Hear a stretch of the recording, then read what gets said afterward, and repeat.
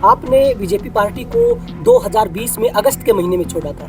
ये एक allegation BJP party पर लगाते हुए 3 साल के बाद दोबारा से आप पार्टी आपने ज्वाइन कर ली। क्या वो जो एलिगेशन आपने लगाए थे क्या वो खत्म हो चुके हैं? उमेश जी, अगर मान लीजिए बीजेपी पार्टी से आपको टिकट नहीं मिलती है तो क्या आप निर्दलीय चुनाव लड़ सकते हैं? 52 साल मेरी उम्र हो चुकी। अब जीवन में सिर्फ मेरा एक ही काम नहीं है कि चुनाव लड़ना। जिनका जनाधार खत्म हो जाता है वो पार्टियां ज्वाइन करते हैं। अब आपने एक बार पार्टी को छोड़ दिया एलिगेशन लगा के, अब दोबारा से पार्टी का दामन आपने थाम लिया, तो आपका जनाधार खत्म हो गया है या फिर कोई मजबूरी है आपकी? नमस्कार, चरखी दादरी न्यूज चैनल में सभी दर्शकों का स्वागत है। इस वक्त हमारे साथ उमेद सिंह मौजूद है। इनका पतुआस गाँव है, इसलिए इनको उमेद सिंह पतुआस के नाम से जाना जाता है। चरखी दादरी न्यूज चैनल पर आपका स्वागत है। धन्यवाद विपिन जी। जी, उमेद सिंह पतुआस ने बीजेपी को ज्वाइन कर लिया है और काफ़ी चर्चा में इस वक्त ये है क्योंकि बतौर एक समाज सेवी काफ़ी अच्छी पकड़ इन्होंने अपने हल्के में बनाई है। सबसे पहले मैं आपसे ये जानना चाहूँगा, आप किस तरह से राजनीति में आए और कब आए? देखिए, मेरा आज से नहीं, मैं पहले माननीय श्री गोपीचंद गहलोत जी गुड़गांव में जो पूर्व डिप्टी स्पीकर हैं उनके साथ मैंने काम किया, फिर धर्मवीर डागर जी के साथ काम किया। 2003 से मैं उनके साथ हूँ।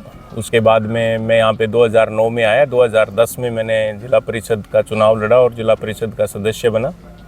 उसके बाद 2014 में मैंने निर्दलीय प्रत्याशी के रूप में चुनाव लड़ा और मैंने 24,362 मत लेने का काम किया।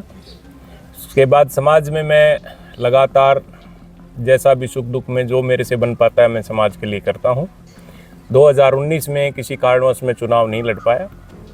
बात रही 24 की, अब मैंने बीजेपी ज्वाइन की है।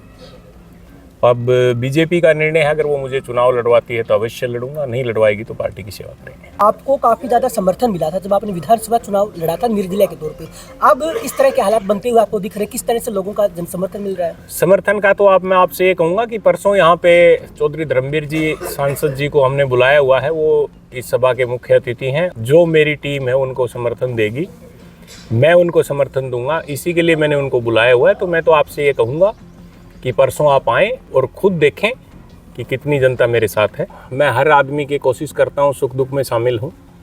दूसरा, जो भी मेरे से समाज के लिए बन पाए, चाहे वो खेल से संबंधित हो, चाहे वो किसी मंदिर में जागरण हो, भंडारा हो, या किसी गरीब बच्चे की फीस का मामला हो, जो मेरे से बन पाता है। किसी गरीब आदमी को बीमार है और उसको कोई इलाज की ज़रूरत है, वो मैं कोशिश करता हूं करने की, जितना मेरे से बन पाता है। जी, आपने बीजेपी पार्टी को 2020 में अगस्त के महीने में छोड़ा था।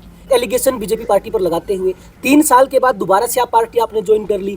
क्या वो जो एलिगेशन आपने लगाए थे क्या वो खत्म हो चुके हैं या फिर कोई मजबूरी है पार्टी ज्वाइन करना? देखिए, मेरी कोई मजबूरी नहीं पार्टी ज्वाइन करना। मैंने बिल्कुल एलिगेशन लगाए थे और अगर आपको महीना ध्यान है तो तारीख भी ध्यान होगी। मैं आपको बता दूँ कि मैंने जब PTIs और ड्राइंग टीचर्स हटाए थे, उनके जब वो हटा दिए थे तो उनके समर्थन में मैंने पार्टी छोड़ी थी। अब वो अपनी ज्वाइनिंग कर चुके हैं तो मैं अपनी ज्वाइनिंग कर रहा हूँ। जी, देखिए, इस बात को नकारा नहीं जा सकता कि लोगों के समर्थन में उमेद सिंह पतुआस ने पार्टी को छोड़ दिया था, क्योंकि कहीं ना कहीं एक जनता की मांग थी कि वो इस पार्टी से दूर हट जाए, क्योंकि पार्टी जो है, ये जो सरकार है, वो लोगों की बात नहीं मान रही थी। लेकिन अब उनकी मांगे मान ली गई है तो दोबारा से इन्होंने घर वापसी की है और कहीं ना कहीं आने वाले समय में जमीनी स्तर पर लोगों के साथ जुड़कर क्षेत्र का विकास करवाने के उद्देश्य से एक बार फिर से पार्टी के साथ जुड़कर कार्य कर भी रहे हैं। उमेश जी, अगर बात की जाए तो कितनी संभावनाएं हैं कि बीजेपी पार्टी आपको बाढ़ा से कहीं ना कहीं टिकट दे दो?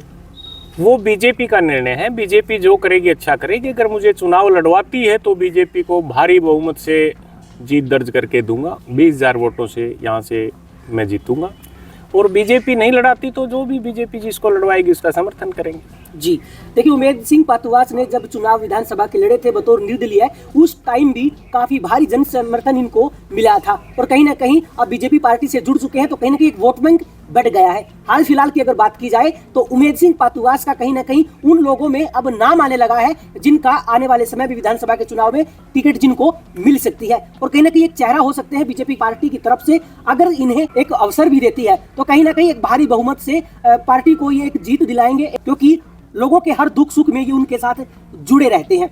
यहाँ 16 तारीख को आप प्रोग्राम करने वाले हैं और यहाँ से क्या ऐसा लोगों को आप संदेश देंगे कि कहीं ना कहीं जो आप धीरे धीरे लोगों के बीच पहुँचे हैं वो कहीं ना कहीं एक बड़ा एक क्रांति का रूप ले ले?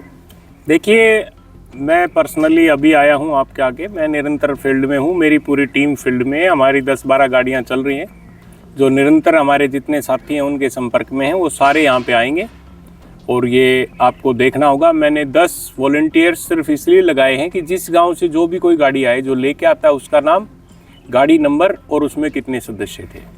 तो ये आंकड़े तो परसों शाम तक मैं आपको दूंगा, क्योंकि लोग सुबह जल्दी आना शुरू हो जाएंगे और शाम तक आएंगे। कुछ लोग ऐसे हैं, काम का समय है, वो बेचारे आएंगे चले जाएंगे।